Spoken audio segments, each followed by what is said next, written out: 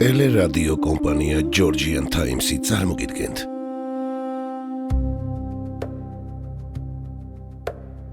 საქართველოს ისტორიის გაკვეთილები.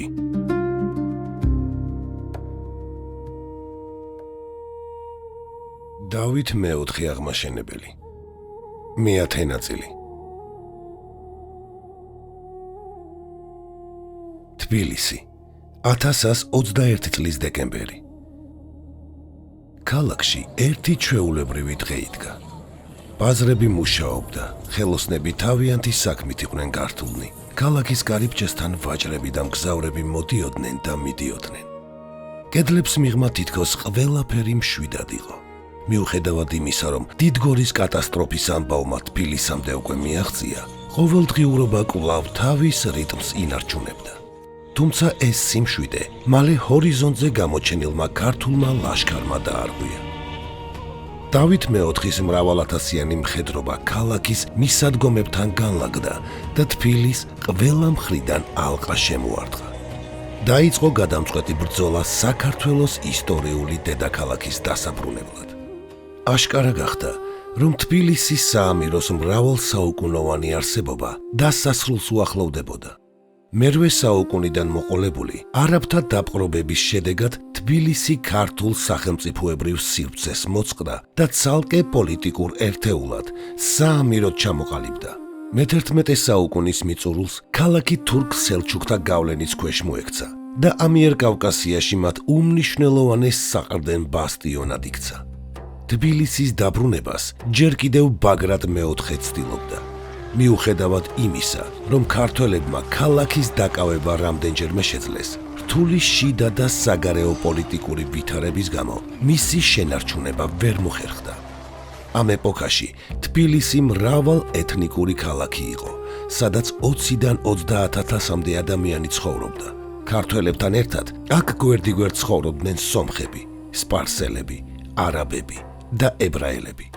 ქალაქი უდიდეს სავაჭრო სატრანზიტო ცენტრს წარმოადგენდა, სადაც მსოფლიოს სხვადასხვა კუთხიდან მომავალი საქონელი იყრიდა თავს. მის ბაზრებზე ყველაფერს შეხვდებოდით, ძვირფასი ქსოვილებითა და სანელებლებით დაწყებული, ადგილობრივი ხელოსნების მიერ დამზადებული, იარაღითა თუ სამკაულებით დამთავრებული. თუმცა დავითის თანმიმდევრული სამხედრო კამპანიების შედეგად საამიროს ტერიტორია თანდათან შემცირდა. 1121 წლისთვის თბილისის მმართველთა გავლენა მხოლოდ ქალაქის გავლენითა და მისი მიმდებარე ვიწრო ზოლით შემოიფარგლებოდა. ქალაქი სრულ იზოლაციაში აღმოჩნდა და თავის ისტორიულ ბედს ელოდა. ალყამ მოსახლეობა მძიმე მდგომარეობაში ჩააგდო. შეწყდა მიწოდება, გაძვირდა სურსათი და ყოველდღიური ცხოვრება სულ უფრო რთული ხდებოდა. ამ ვითარებაში თბილისის ხელმძღვანელობამ დავით მეფესთან მოლაპარაკება სცადა. მათ ელჩები გაუგზავნეს და ზავი ითხოვეს, თუმცა მეფის გადაწყვეტილება უცვლელი იყო. თბილისი ერთიანი საქართველოს ნაწილი უნდა გამხდარიყო. ამიტომ დავითმა მოლაპარაკებაზე უარი განაცხადა და ალყა გაგრძელდა. რამდენიმე თვის განმავლობაში ქართველები პერიოდულად ცდილობდნენ ქალაქზე შტურმს, თუმცა ყოველი იერიში მძიმე დანაკარგებით სრულდებოდა. თბილის ირგვლივ მძლავრი ორმაგი გალავანი ერტყა, ხოლო მისი გარნიზონი მტკიცედ იცავდა პოზიციებს და დიდი ძალისხმევის ფასად ახერხებდა ყველა შეტევის მოგერიებას.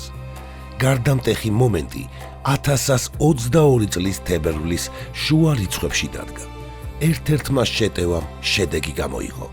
ქართველმა მებრძოლებმა გალავნებზე ასვლა მოახერხეს, რამდენიმე კოშკი დაიკავეს და კარიბჭე გახსნეს. მეფის ბრძანებით ქართული ლაშქარი ქალაქში შეიჭრა. ბრძოლა უკვე ქუჩის შეტაკებებში გადაიზარდა. დავითი განსაკუთრებული სიმკაცლით გაუსწორდა მათ, ვინც იარაღის დაყრასა და დამორჩილებაზე უარს აცხადებდა. საისტორიო წყაროების თანახმად ქართველებმა 500 კაცი ძელზე გააცვეს. ქალაქში 3 დღის განმავლობაში არეულობა და ძარცვა მიმდინარეობდა. მეოთხე დღეს ყველაფერი შეწყდა. სამეფო ხელისუფლებამ წესრიგის აღდგენა დაიწყო და 4 საუკუნოვანი პაუზის შემდეგ საქართველოს თავისი ისტორიული დედაქალაქი თბილისი დაიბრუნა.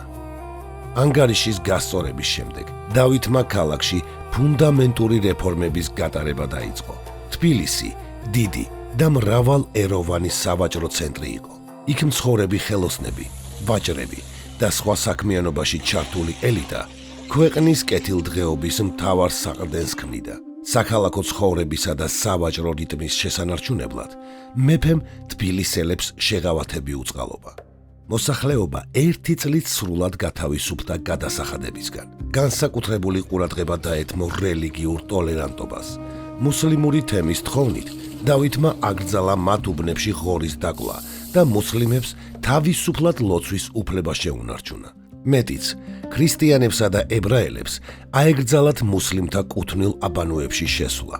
დავითი კარგად ხედავდა, რომ თბილისის ვაჭრობა ხელოსნების ერთ-ერთ წამყვან ძალას მაჰმადიანური მოსახლეობა წარმოადგენდა. საგადასახადო პოლიტიკაც მოქნილი აღმოჩნდა. თუ ქართველები წელიწადში 5 დინარს იხდიდნენ, ებრაელებისთვის გადასახადი 4, ხოლო მუსლიმებისთვის 3 დინარი იყო. ამ ნაბიჯით დავითმა უზრუნველყო ქალაქში მშვიდობიანი თანაცხოვრება და სავაჭრო საქმიანობის შეუფერხებელი გაგრძელება. ამასთან ერთად სამეფო ხელისუფლებამ დედაქალაქი ქუთაისიდან თბილისში გადმოიტანა. ქალაქი უმოკლეს დროში გადაიქცა ერთიანი სამეფოს უმძლავრეს ეკონომიკურ, კულტურულ და პოლიტიკურ ცენტრად, რაც კავკასიაში საქართველოს ჰეგემონიის მთავარი გარანტი გახდა. თბილისის აღებით დავითმა შეასრულა მეფობის დასაწყისში დასმული უმთავრესი სტრატეგიული ამოცანა.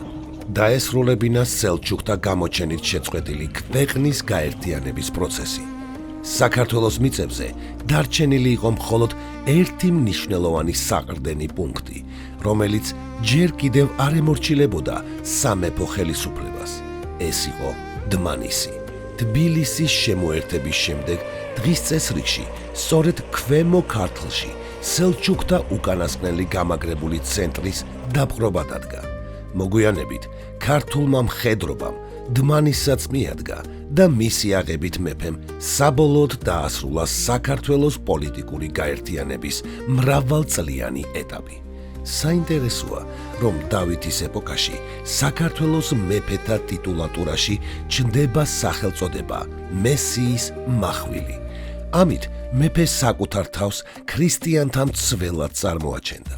ეს ტიტული მიანიშნებდა, რომ მისი სახით თავად ღმერთი მოქმედებდა, ხოლო მეფის ენების წინააღმდეგ წასვლა ღვთიური განგების წინააღმდეგობას უთანაბრდებოდა. ამ იდეოლოგიურმა ხაზმა განსაკუთრებული მნიშვნელობა მეზობელ ქრისტიანულ ქვეყნებში შეიძინა. სელჩუკთა ბატონობის ქვეშ მოქცეულ სომხეთში დავითს განმანთავისუფლებელ გმირად აღიქვამდნენ. სწორედ ამიტომ სომხური მოსახლეობა და არისტოკრატია მასში ხედავდა არა დამპყრობელს, არამედ ერთადერთ ძალას, რომელსაც მათი რელიგიური და ფიზიკური გადარჩენა შეეძლო. მეათე ნაწილის დასასრული.